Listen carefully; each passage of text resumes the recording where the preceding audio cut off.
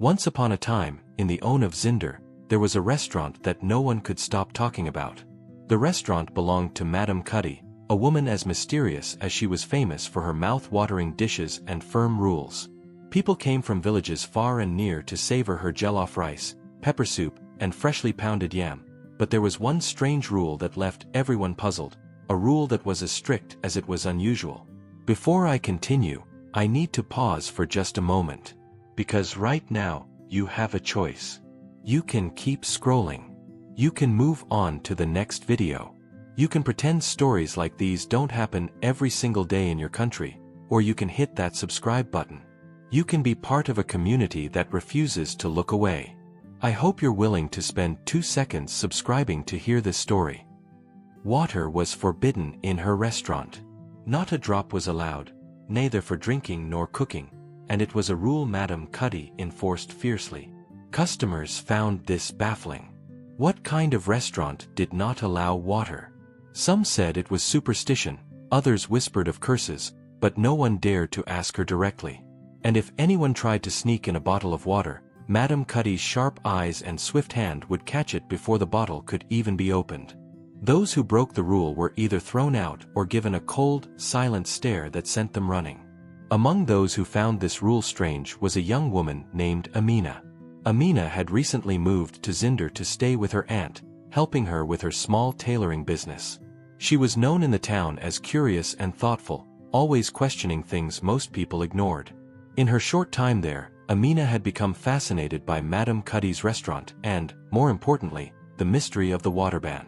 Amina often passed by the restaurant on her way to run errands, and each time she would slow her steps, peeking in through the large glass windows to observe the bustling activity inside. She was drawn to the place, intrigued by Madame Cuddy's strictness but also by the whisper of something darker in the air around it, something people avoided speaking of directly. One evening, Amina was sitting with her friends outside a small cafe when someone brought up Madame Cuddy's restaurant. Have any of you actually asked her why there's no water allowed there? Amina asked, leaning forward with a curious look.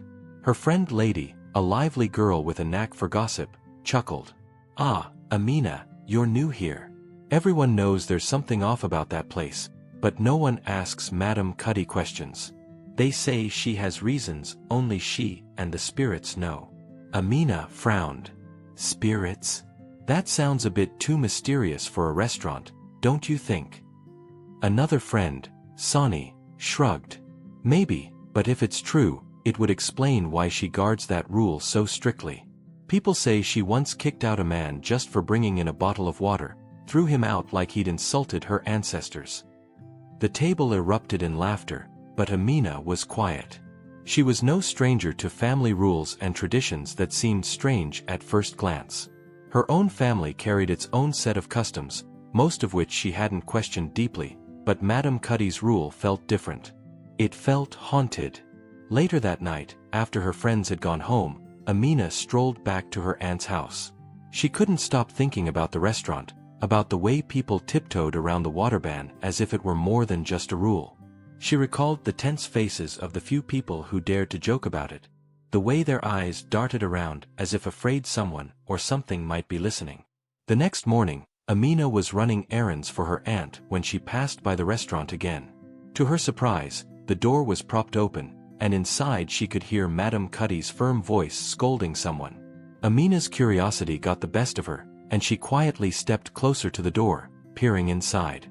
A young boy, barely 10 years old, was clutching a small plastic bottle of water, looking both defiant and frightened. Madame Cuddy towered over him, her gaze hard and unyielding. I have told you before, child, no water is allowed here. Take it away at once. Her voice echoed through the restaurant, and her expression was so intense that the boy took a step back, visibly trembling. But my mother said I could bring water to drink with my food, the boy stammered, his voice barely a whisper. Madame Cuddy's face softened for a brief moment, but her voice remained stern. Your mother is not the one who makes the rules in my restaurant. No water. Ever. Now go. The boy hesitated, his hands still gripping the bottle tightly. Amina could feel the tension in the air, as if something terrible might happen if the boy didn't listen. "Leave it, boy." Madam Cuddy's voice cracked, her face suddenly filled with something Amina couldn't quite identify: fear. In that instant, Madam Cuddy snatched the bottle from his hands and threw it out the door. It rolled to Amina's feet, the water sloshing inside. Amina looked down, momentarily frozen. Madam Cuddy's gaze followed the bottle, and her eyes landed on Amina, who was still standing by the door, wide-eyed. Madam Cuddy's face turned cold, and for a split second, Amina saw a flash of panic there, a glimpse of something deeper and darker than just anger. She immediately bent down, picked up the bottle, and handed it back to the boy, who gave her a grateful nod before scampering off, his small footsteps echoing down the street as he disappeared. Madam Cuddy's expression shifted back to her usual stoic demeanor. She looked at Amina, her face unreadable, and gave a slight nod before turning and walking back inside. Amina watched her go, feeling unsettled by what she had just witnessed. The way Madam Cuddy reacted, it was as if the sight of water itself had struck fear into her heart. Amina stood there for a moment, processing everything. She couldn't shake the sense that this wasn't just about a restaurant rule or personal superstition. Madam Cuddy's reaction was too intense, too filled with dread. But what could be so terrifying about a single bottle of water? For days, Amina tried to ignore the nagging questions in her mind, but they persisted, pulling at her curiosity like an itch that wouldn't go away. Eventually, she decided to dig a little deeper. After all, she reasoned, if there was nothing behind the rumors, she would find out quickly. But if there was something real behind Madam Cuddy's fear, well, that would explain a lot. She started with the town's elders, visiting them under the guise of helping her aunt with a delivery business whenever she had a chance. She asked them questions, hoping to catch a clue about Madam Cuddy's past. One day, during a quiet moment with an old woman named Inna, Amina carefully brought up the topic. "Inna, I hear that Madam Cuddy has strict rules in her restaurant," she began, choosing her words with care, "especially about water. Do you know why?" Inna's face immediately darkened, and she glanced around as if checking that no one else was listening. "Ah, Amina," she sighed. "You are young and curious, but some things are better left alone. There are reasons, old reasons, why water is not welcome in her place. Madam Cuddy, she is guarding something. Something that even she may not fully understand." "What is she guarding?" Amina pressed, feeling the tension rise within her. Inna shook her head, her eyes filled with a mixture of fear and sadness. "It is not my story to tell, my dear. But if you truly want to know, you must look to her mother, Fatty.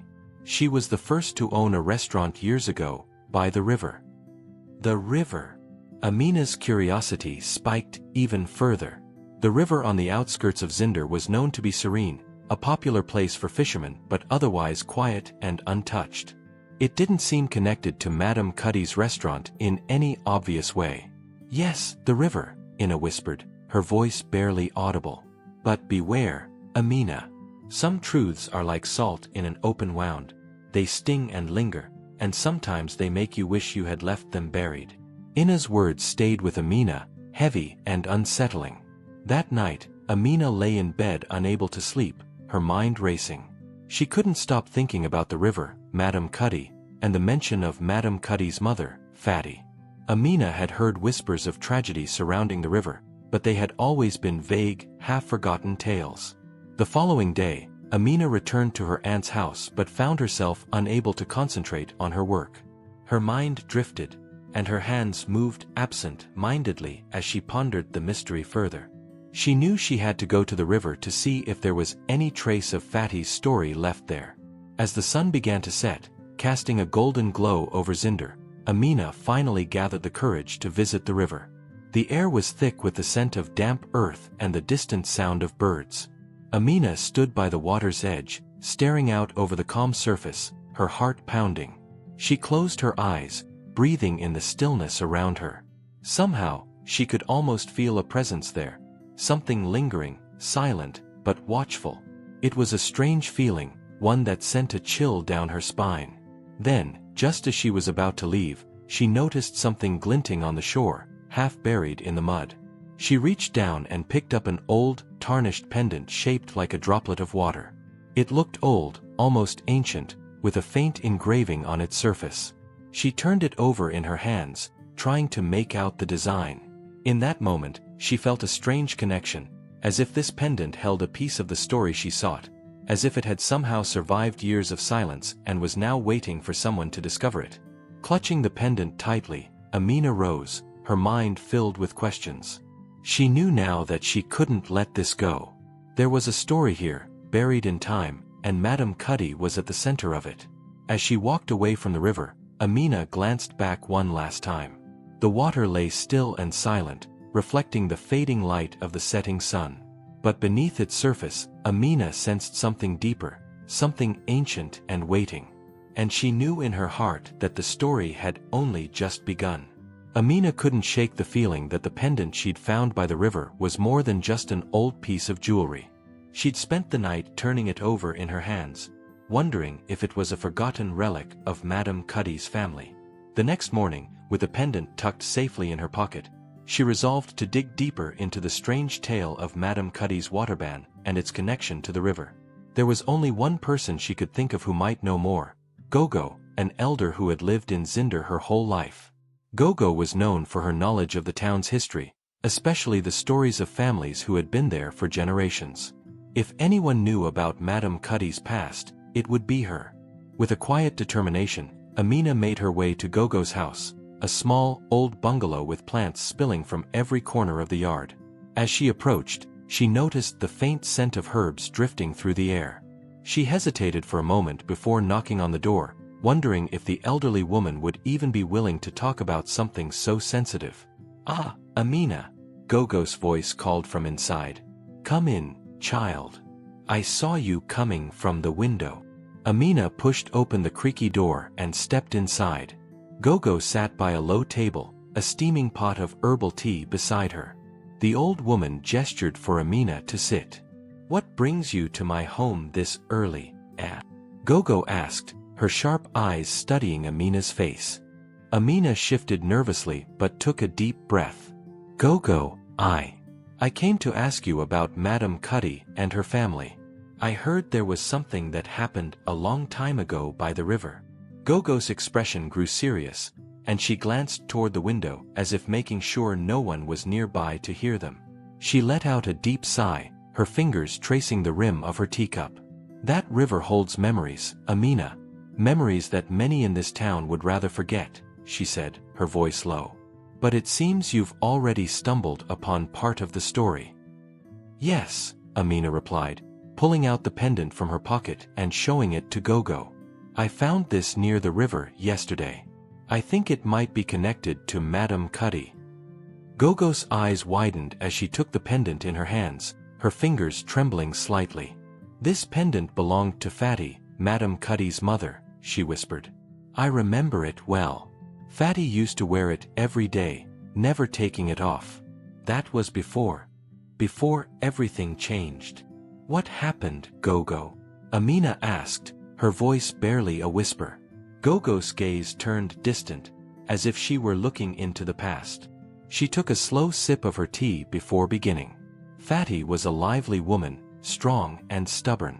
She ran a small restaurant by the river, just like Madame Cuddy does now in town. Her food was famous, and people from all over Zinder came to taste it. She had a special connection to the water, you see. The river was her source of peace and inspiration. She would often say that the river spirit, Ruwa, watched over her and blessed her work. "Ruwa?" Amina echoed, leaning forward. "Yes, the guardian spirit of the river," Gogo continued. According to legend, Ruwa was a powerful being, a water spirit who protected the river and blessed those who respected her. But Fatty's relationship with the spirit went beyond respect. They shared a bond and understanding. Fatty's mother had told her that as long as she honored the river and kept certain rituals, Ruwa would continue to bless their family. "So what changed?" Amina pressed, sensing that the story was only just beginning. Gogo closed her eyes for a moment before continuing. "One year, there was a terrible drought. The river's water level dropped, and people in the town grew desperate. Fatty, following the old ways, pleaded with Ruwa to spare them, to bring rain. But the town leaders, they didn't believe in such things. They saw the river as a resource, something to be used, not honored. And so, they decided to dig deeper into the river, hoping to bring up water to fill their wells. Amina felt a chill run through her. They disrespected the spirit? Gogo nodded. They did. Fatty warned them, begged them to stop, but they wouldn't listen. To them, it was just a river, just water. And soon after, terrible things began to happen. First, the fish in the river started dying, floating up to the surface in droves. Then, one night, a fierce storm came, a storm like no one had ever seen before. It flooded the river and destroyed Fatty's restaurant and well. They say she was in there when it happened. Amina's hand flew to her mouth, horror filling her eyes. She died. Gogo nodded slowly. Yes. Only her daughter, Cuddy, survived. She was just a young girl then. But when they pulled her from the wreckage, she was clutching this very pendant you hold now. Amina felt a strange weight in her hand as she looked down at the pendant. It suddenly seemed heavy, filled with the weight of lost memories and untold stories. But why would that lead Madame Cuddy to ban water from her restaurant? Amina asked, trying to understand. Fatty's death wasn't just an accident, Amina. The town elders believed that Ruwa cursed Fatty's descendants for what had happened. She was angered that Fatty's warnings were ignored and that her river was desecrated. So she placed a curse upon Fatty's bloodline, forbidding them from ever using the river's water, or any water, without consequence. What kind of consequence? Amina asked, her voice barely above a whisper. Gogo's face turned grave. Any attempt to break the curse would bring disaster, sickness, even death. Madame Cuddy knows this. She was raised with the knowledge that to touch water is to invite the spirit's wrath. It's why she forbids it so strictly in her restaurant. Amina sat in silence, processing the weight of what she had just learned. It was as if the puzzle pieces were finally falling into place. Madame Cuddy wasn't just enforcing a strange rule, she was protecting herself and perhaps the whole town from an ancient curse. But doesn't Madame Cuddy feel trapped by this? Amina asked. Surely she must want to live freely without the fear of a curse? Gogo looked at Amina with a sad smile. Perhaps. But we are all bound by the choices of those who came before us. This is her inheritance, one that she can neither escape nor break. She accepts it because she believes it keeps her safe. And as long as she honors the pact, she will remain unharmed. Amina felt a deep sadness settle over her. She could barely imagine what it must be like to live under such a shadow, to carry the burden of a curse handed down through generations. Yet part of her couldn't help but wonder if there was a way to break free from it. Thank you, Gogo, Amina said, standing up and clasping the pendant tightly. I think I understand now. Gogo nodded, her gaze softening. Be careful, Amina. Curiosity can be a double-edged sword. Some truths are better left undisturbed, like water left to settle. Amina gave a small nod, though her mind was already spinning with questions. She had learned about the curse, yes, but something told her that there was still more to the story. What exactly had Fatty promised the spirit? Was there any way to make amends? Amina couldn't bear the thought of Madame Cuddy living in fear her whole life, constantly looking over her shoulder as if waiting for the curse to strike. The next morning, Amina couldn't resist returning to the river. She felt drawn to it, as if the water itself was calling to her, whispering secrets that she couldn't quite hear. She stood by the shore, watching the water ripple gently in the morning breeze. It was hard to believe that something so calm could hold such a terrible history. Taking a deep breath, Amina whispered into the quiet. Ruwa? Are you there? For a moment, nothing happened. Then, just as she was about to turn away, she felt a cold gust of wind rush over her, chilling her to the bone. The water rippled, almost as if it were responding to her call. Amina's heart pounded, but she steadied herself, determined to continue. I know you're angry. I know the people of Zinder wronged you. But Fatty's family, Cuddy, they've suffered enough, don't you think? The water remained silent, but Amina felt a strange sense of presence, as if the spirit were listening. I understand that Fatty tried to protect the river, that she wanted to keep the bond with you alive, Amina continued. Her daughter has honored that bond too, even if it means living in fear. Isn't there a way to forgive them? As if in response, the river's surface shimmered, and for a brief moment, Amina thought she saw a face in the water, a woman's face, both beautiful and sorrowful, her eyes filled with a sadness that seemed centuries old. Ruwa, Amina whispered, her voice trembling. The face faded, leaving only the gentle ripples of the river. But Amina understood the message. The spirit had heard her, and maybe, just maybe, there was a way to bring peace to Madam Cuddy and her family after all. Feeling a surge of hope, Amina turned and began walking back to town. She would need to speak with Madam Cuddy, to tell her what she had seen and heard. Perhaps together they could find a way to lift the curse and honor the spirit in a way that would bring lasting peace. But as she neared the town, Amina couldn't shake the feeling that breaking the curse wouldn't be easy. There would be challenges, perhaps even danger. But if it meant giving Madam Cuddy a chance at freedom, Amina was willing to take that risk. With determination in her heart, Amina resolved to confront Madam Cuddy. She would uncover the truth, face the curse, and do whatever it took to bring peace to the family haunted by the river spirit. And so the journey began, with Amina holding the pendant close, feeling the weight of Fatty's memory and Ruwa's silent, watchful presence behind her. When Amina returned to town, her heart was set on speaking to Madam Cuddy directly. She had seen the river, felt its quiet presence, and glimpsed something of Ruwa's sadness. The spirit's face, sorrowful and mournful, lingered in her mind. Amina knew that if anyone could help lift the weight of this curse, it would be Madam Cuddy.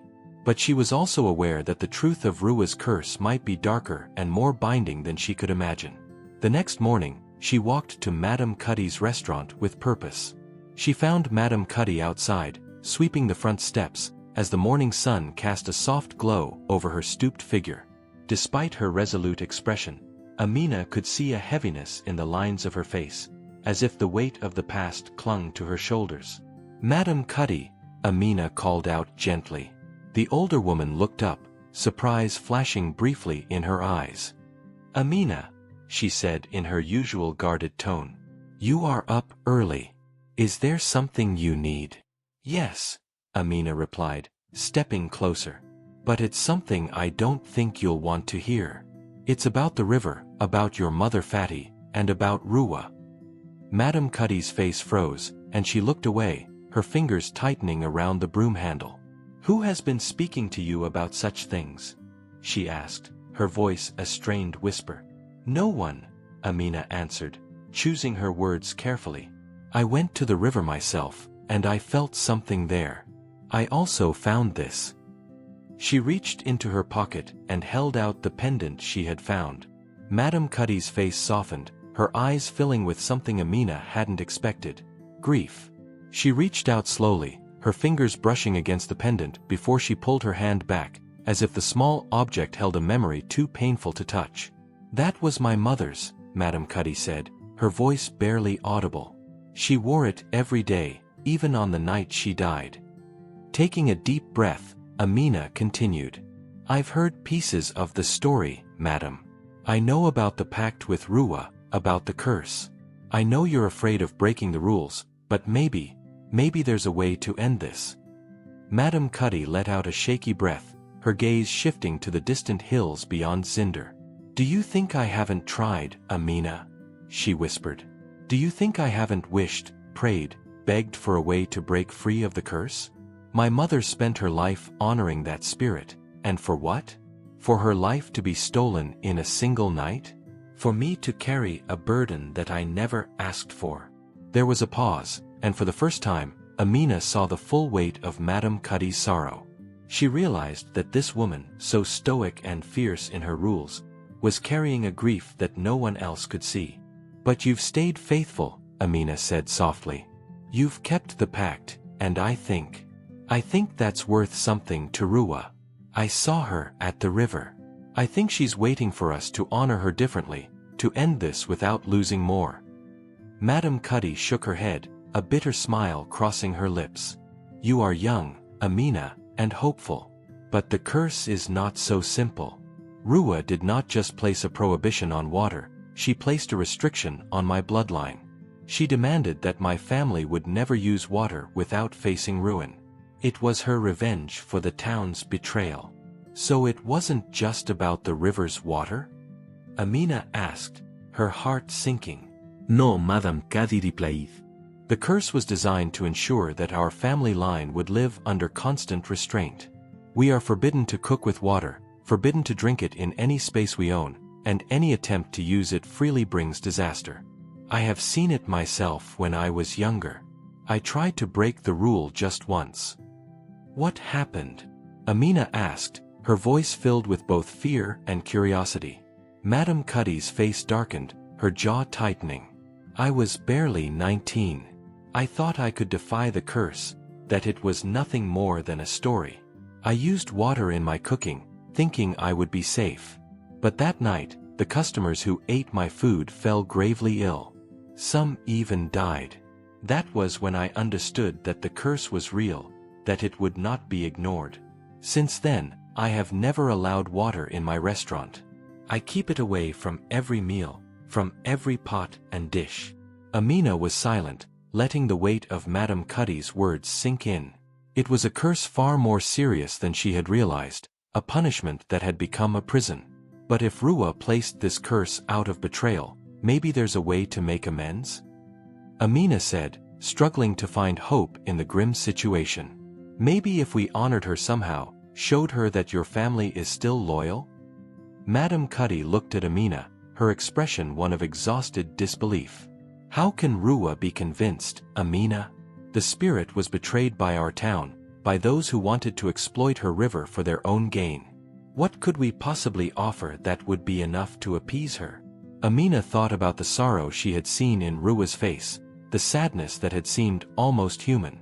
"I think she feels abandoned, Madame Cuddy. She's seen people forget the past, ignore her presence. But if we approached her, showed her that your family still remembers, still honors her." Madame Cuddy's gaze softened, and she looked down at the pendant in Amina's hand. "There is a ritual," she murmured. "A ritual my mother once told me about, though I thought it was just a story. She said that if the river spirit ever grew angry, there was a way to seek her forgiveness. But it would require someone with courage and purity of heart, someone willing to risk themselves." A flicker of determination sparked in Amina's eyes. "Then let me do it. Let me be the one to ask for her forgiveness, madam. I'm not from your family, but I am willing to honor Ruwa. I'll do what it takes to lift this curse." Madame Cuddy looked at Amina, surprise and hesitation mingling in her gaze. "This is dangerous, Amina. You are asking to place yourself in the hands of a spirit whose wrath is deep. You might not survive it." "I know," Amina replied, her voice steady. "But I believe Ruwa deserves to be heard, to be remembered properly. If this ritual can lift the curse, it will be worth the risk." After a long silence, Madame Cuddy nodded. She reached into a drawer inside the restaurant and pulled out a small, weathered book. She opened it to a faded page, her finger tracing over words written in an old, nearly illegible script. "This ritual," she said, "requires you to go to the river at midnight. You must bring an offering, something precious, something you are willing to part with forever, and you must recite an old invocation to call upon Ruwa. If she accepts your offering, she may lift the curse. But if she doesn't—" Madame Cuddy's voice trailed off, the warning unspoken but clear. "I understand," Amina replied, taking the book and carefully studying the invocation. Madame Cuddy watched her with a mixture of admiration and worry. "You are a brave girl, Amina," she murmured. "Braver than I was at your age. My mother was willing to do anything to protect me from the spirit's wrath, and I spent years believing that we were powerless against it. But maybe you're right. Perhaps Ruwa can be reasoned with." As the sun set that evening, Amina prepared herself for the ritual, feeling both excitement and fear pulsing through her. She thought about what she would bring as her offering, something precious enough to show her sincerity. She chose a small, beaded bracelet her grandmother had given her, a gift she had treasured since childhood.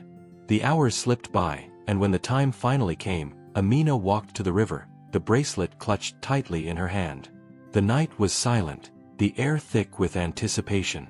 She reached the edge of the water and knelt down, holding the book Madame Cuddy had given her. Her heart pounded as she read the ancient invocation aloud, her voice carrying over the still water. "Ruwa, guardian of the river, spirit of the waters, I come to honor you," she called out, her voice steady despite the trembling in her hands. "I bring this offering as a token of respect, in the hopes that you may forgive those who wronged you, those who have since honored your presence." As she spoke, a ripple spread across the river, breaking the stillness of the water. She held out the bracelet, lowering it into the river as her offering. The water stilled again, and for a moment, Amina feared nothing would happen. But then, the water began to glow softly, a pale, ethereal light spreading over the river's surface. A chill ran down her spine as she watched a figure slowly emerge from the water. A woman, her features serene but filled with an ancient sorrow. It was Ruwa. The spirit looked down at Amina, her expression unreadable. "Why have you come, child?" the spirit asked, her voice like the gentle lapping of waves against the shore. "I have come to ask for forgiveness," Amina replied, her voice shaking slightly. "Forgiveness for Madame Cuddy's family, who have honored your memory, and for the town that once betrayed you. They are ready to make things right, if you allow it." Ruwa's gaze softened, and she looked out over the river as if remembering something from long ago. "The pain of betrayal runs deep, young one. But so does the memory of loyalty." Amina held her breath as the spirit extended her hand, gently touching the bracelet that floated on the water's surface. "Your offering is accepted," she whispered. "The curse shall be lifted. But remember, the pact must be kept. If it is broken again, my wrath will be fierce." With those final words, the spirit faded back into the water, and the river's glow disappeared, leaving only the gentle ripple of the water's surface. Amina exhaled, feeling a weight lift from her heart. She knew the curse had finally been broken. With tears in her eyes, she whispered a thank you to the spirit before turning back to the town, ready to share the news with Madame Cuddy and bring an end to the haunting. When Amina returned to town that night, she was almost trembling with relief and disbelief. The river spirit, Ruwa, had heard her, had accepted her offering, and more astonishingly, had agreed to lift the curse. Yet the spirit's final warning echoed in her mind: the pact must be kept. If it is broken again, my wrath will be fierce. She knew that their freedom came with a price. They would still need to honor the pact to keep Ruwa's goodwill. The next morning, Amina went straight to Madame Cuddy's restaurant, her heart pounding with excitement and anxiety. She wanted to share the news, but she also worried about how Madame Cuddy would receive it. When she entered, she found Madame Cuddy standing behind the counter, preparing food. The usual bustle of the restaurant was subdued, as if the weight of the past days still hung in the air. "Madame Cuddy," Amina called gently. Madame Cuddy looked up, and her stern expression softened when she saw Amina. "You're back," she said, her voice carrying a hint of worry. Did you go to the river?" Amina nodded, moving closer to the counter. "Yes, and I saw her, madam. I saw Ruwa. She listened to me, and she accepted my offering. She lifted the curse." Madame Cuddy's hands froze, her face shifting from disbelief to cautious hope. "Are you certain, Amina? I have lived under that curse my whole life. My mother died because of it. How can it simply end?" "I can't explain it fully," Amina admitted. "But Ruwa said she would lift the curse. She warned us though, the pact must still be honored. We cannot betray the river again, or she will return with vengeance." Madame Cuddy seemed to absorb this, her eyes distant as she processed the news. Slowly, she put down the knife she was holding and took a deep breath, as if allowing herself to believe it. "My whole life, all I've ever known is caution, to follow the rules without question. And now you're telling me that it's over." "Yes," Amina said, her voice filled with warmth and certainty. "You're free, Madame Cuddy. Your family's bond with the curse is lifted. But we must still honor the spirit. She is giving us this chance to live without fear, but only if we respect her wishes." Madam Cuddy nodded slowly, a faint smile breaking through her usual guarded expression. "Then, Amina, we will honor her. From this day forward, we will keep a pact of respect with the river, with Ruwa. No more fear, only gratitude." In the following days, the town began to notice changes at the restaurant. Madam Cuddy, in a gesture of newfound freedom, allowed her customers to bring in water for the first time. Although there was still a sense of reverence in the air, the fear that had once surrounded the restaurant began to dissolve. The regulars came and went, curious but respectful, drinking water alongside their meals as if it were a precious gift. Word of the change spread quickly, and people from all over the town and nearby villages flocked to the restaurant to see it for themselves. Despite the newfound freedom, Amina and Madam Cuddy agreed to establish a tradition of honoring the river every month on the full moon. They would visit the river together and bring offerings of food, flowers, or beads, small tokens to keep the bond with Ruwa alive. Madam Cuddy even crafted a small altar at the edge of the river, a quiet space marked by stones and wildflowers where the offerings would be laid. They shared this ritual with the community, inviting others to join them if they wished. The first time they visited the river together, Amina felt a deep sense of peace wash over her. She could see that Madam Cuddy, too, felt lighter, as if the years of grief and fear had finally lifted. As they laid their offerings at the edge of the water, Madam Cuddy whispered a simple prayer, her voice carrying a gentleness Amina had never heard before. "Thank you, Ruwa," she murmured, her gaze soft. "Thank you for this peace." As time passed, Amina noticed changes in Madam Cuddy beyond the restaurant. The woman who had once been stern and unyielding had become softer, more approachable. She even allowed herself to laugh more freely, to engage with her customers in a way that showed the warmth beneath her once guarded exterior. For the first time, Madam Cuddy seemed to be living fully, no longer constrained by the shadow of her family's past. One evening, as Amina helped close up the restaurant, Madam Cuddy looked over at her with a grateful smile. "You know, Amina," she began, "my mother always believed that our family would be cursed forever. But you showed me that sometimes courage can change even the darkest fate. I owe you more than words can express." Amina felt a surge of pride and joy, realizing that her journey to uncover the truth had not only freed Madam Cuddy but had also brought the two of them closer together.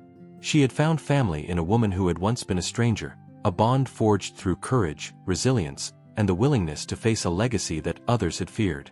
And as the months turned into years, the pact with Ruwa continued. Each visit to the river became a celebration of the connection between the town and the spirit, a bond of respect and honor. The restaurant thrived, drawing even more visitors who came not only for the food but for the warmth and peace that filled the space. One afternoon, as the restaurant bustled with life, an old friend of Amina's from the village, Hafsa, arrived. She had heard about the restaurant's change, about the lifted ban on water, and she had come to see it for herself. "Amina!" Hafsa called out, waving as she walked in. "I can't believe it. People say Madam Cuddy allows water now. Is it true?" Amina grinned, gesturing to the glasses of cool water being served to tables around them. "It's true, Hafsa.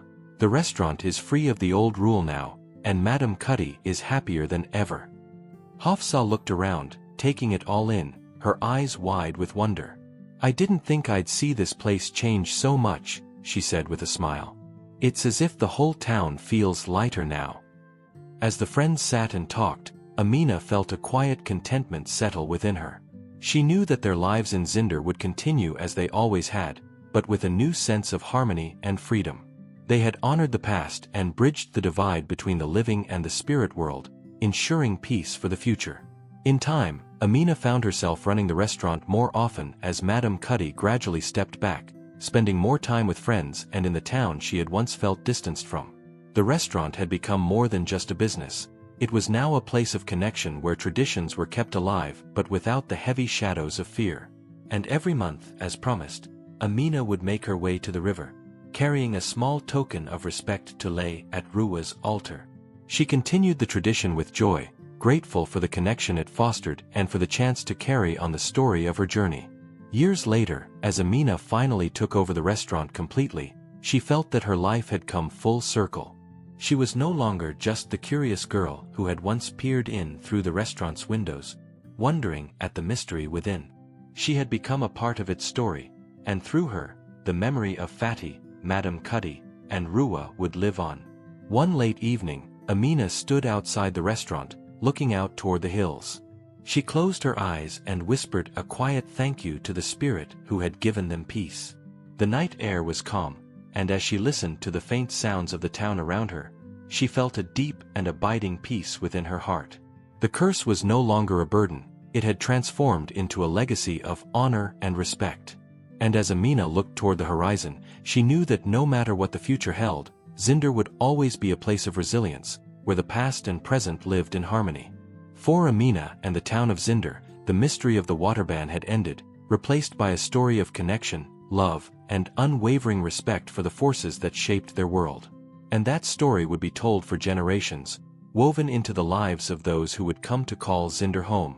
Years had passed since Amina and Madame Cuddy had first lifted the weight of the curse that had shadowed Zinder. In that time, Amina had transformed the restaurant into a beloved landmark, known throughout the region for its delicious food, welcoming atmosphere, and the deep-rooted respect for tradition that set it apart. She had taken great care to keep alive the memory of the pact with Ruwa, and each month, like clockwork, she made her journey to the river with offerings of thanks and reverence. With Madame Cuddy no longer at the helm, the restaurant had flourished in ways Amina never anticipated. Madame Cuddy herself had become somewhat of a legend in town, a symbol of strength and resilience, and although she had quietly stepped back, her presence lingered in the restaurant's very walls. It was as though her spirit watched over the place, approving of how the legacy she and Amina had created continued to thrive. One evening, after a particularly busy day, Amina sat outside the restaurant under a sky dotted with stars. The calm of the night settled around her as she closed her eyes, letting the memories of her journey wash over her. She remembered the fear, the courage it took to face the river, and the peace that had followed. It was a story she carried proudly, one that she hoped would be told for generations to come. As she sat lost in thought, a small voice broke her reverie. "Auntie Amina," a young girl's voice called. Amina looked up to see her niece, Zara, standing there, her wide eyes filled with curiosity. "Yes, Zara," Amina said with a smile, patting the bench beside her. The young girl quickly took a seat, her face lit with excitement. "Auntie, Mama told me about the river and Ruwa. She said you saved the restaurant and helped Madame Cuddy make peace with the spirit. Is it true?" Zara asked, her voice filled with awe. Amina chuckled softly, brushing a strand of hair away from Zara's face. "Yes, it's true. It wasn't easy, but sometimes the things that matter most aren't easy. Ruwa deserved our respect, and she taught us that even the smallest actions can have lasting consequences." Zara's eyes shone as she listened, absorbing every word. "Mama said we honor Ruwa because she's part of our family story now. Can I come with you next time to give her an offering?" "I mean..." Amina smiled warmly. "Of course you can. It's important for you to know our history, Zara, and to respect the pact we made with Ruwa. I'll show you the way, just as I was shown. That's how we keep her spirit alive." Zara beamed, visibly excited at the idea of visiting the river with her aunt. She was young, but Amina could already see the spark of curiosity in her eyes, the same curiosity that had driven her own journey years before. And she knew that as long as there were people like Zara to carry forward the story and traditions, the pact with Ruwa would endure, binding the generations in shared reverence and unity. The following month, Amina made her usual journey to the river, this time with Zara by her side. The little girl clutched a small bundle of wildflowers and beads, her gift for Ruwa, and walked with careful steps, her eyes wide as they approached the edge of the water. "This is where it all began," Amina told her, kneeling down by the river's edge. "The river gave us peace, but we had to give our respect in return. Remember, Zara, that the river is alive and Ruwa watches over it. As long as we honor her, she will bless us in return." Zara nodded, her young face filled with reverence. Together, they laid the flowers and beads at the small altar Amina had maintained all these years. The river's surface shimmered in the moonlight, and Amina felt a sense of quiet fulfillment wash over her. She sensed somehow that Ruwa was watching, her spirit satisfied with this gesture of respect. As they turned to leave, Zara tugged on Amina's sleeve. "Auntie, can you tell me more stories about Madame Cuddy and the restaurant? I want to know everything." Amina chuckled, wrapping an arm around her niece as they walked back toward the town. "Oh, there are plenty of stories, Zara. Stories of strength, of courage, and of honoring those who came before us. And one day, you'll share these stories too." The two made their way back under the night sky, with Amina feeling a deep sense of pride. She knew that as long as stories of Ruwa and Madame Cuddy were passed down, the spirit's blessing would remain, watching over Zinder and its people.